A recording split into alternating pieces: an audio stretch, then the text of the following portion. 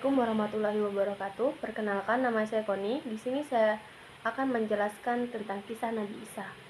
Suatu hari, Maryam beriktikaf, merenung dan berzikir kepada Allah. Tiba-tiba, malaikat Jibril mendatanginya. Maryam ketakutan karena Jibril datang menyerupai seorang laki-laki. Maryam mengira lelaki itu akan berbuat jahat terhadap dirinya. Maryam berusaha melarikan diri sambil membaca doa untuk berlindung kepada Allah dari godaan laki-laki yang ada di hadapannya. Melihat hal itu, malaikat Jibril berkata, "Aku bukanlah manusia biasa, aku adalah seorang malaikat yang diperintahkan Allah untuk mengaruniamu seorang anak laki-laki yang suci." Maryam terkejut. Ia menganggap bahwa itu suatu hal yang mustahil, sebab Maryam tidak pernah disentuh oleh seorang pun. Dalam Quran Surat Al-Imran ayat 42, yang berbunyi, wa iza qalatil malaikatu ya Maryamu innallah had tofaki wa toharaki wa tofaki ala tisail alamin,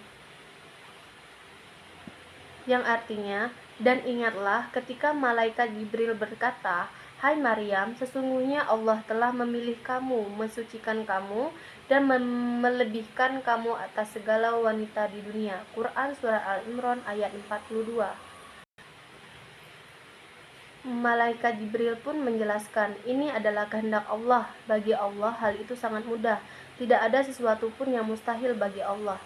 Dia menakdirkan hal itu agar menjadikan tanda kebesaran dan kekuasaannya juga sebagai rahmat bagi manusia dan hamba-hambanya. Setelah berkata begitu, malaikat itu pun menghilang. Maryam duduk merenung seorang diri. Ia merasa gundah. Ia tak dapat membayangkan bagaimana reaksi orang-orang terhadapnya kalau nanti ia hamil. Padahal ia seorang gadis suci, belum menikah. Maryam kemudian memutuskan untuk meninggalkan Baitul Maqdis. Ia pindah ke tempat asal dan tempat kelahirannya yang bernama An-Nasirah, tempat yang jauh dari pergaulan orang banyak. Ia tinggal di rumahnya yang sederhana. Di rumah itu banyak melakukan ibadah, zikir, sholat, dan bersujud kepada Allah. Waktu pun berlalu. Tak terasa kandungan Maryam sudah 9 bulan. Setelah terasa akan melahirkan, Maryam pergi ke tempat yang sunyi, jauh dari keramaian. Maryam pun melahirkan di bawah pohon kurma di sebuah tempat yang bernama Bethlehem. Dalam keadaan hati sedih, perut lapar, dan kerongkongan kering, Maryam bingung. Ia tak tahu apa yang harus ia perbuat dengan bayi yang baru lahir itu. Sayup-sayup terdengar suara, "Janganlah engkau bersedih. Tuhanmu telah mengalirkan air di bawah telapak kakimu. Air itu dapat mengalihkan dahagamu." Sedangkan pohon kurma yang ada di sampingnya, "Goyangkanlah, buahnya akan berjatuhan ke pangkuanmu.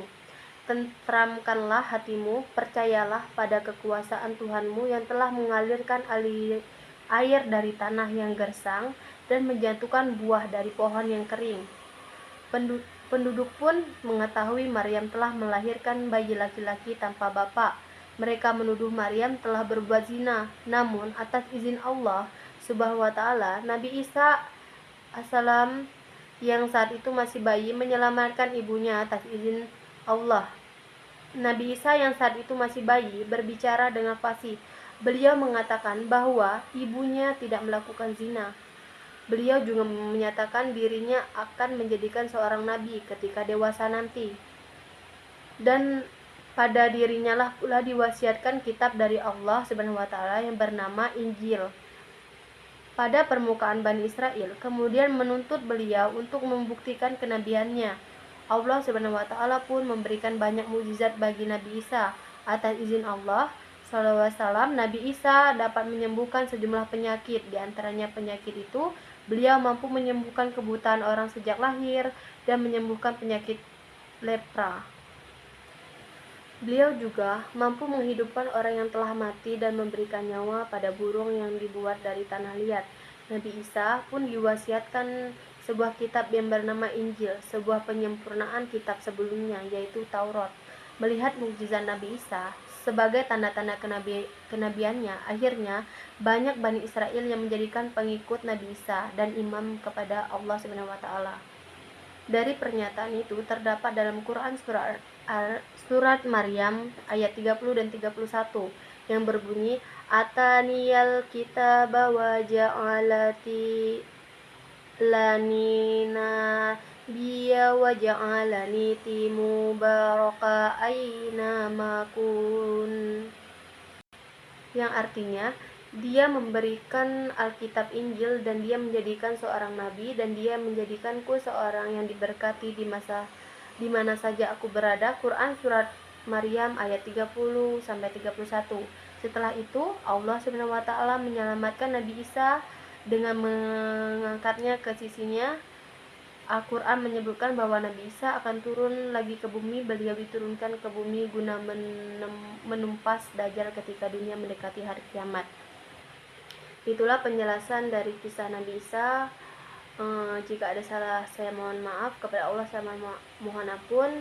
Sekian, wassalamualaikum warahmatullahi wabarakatuh.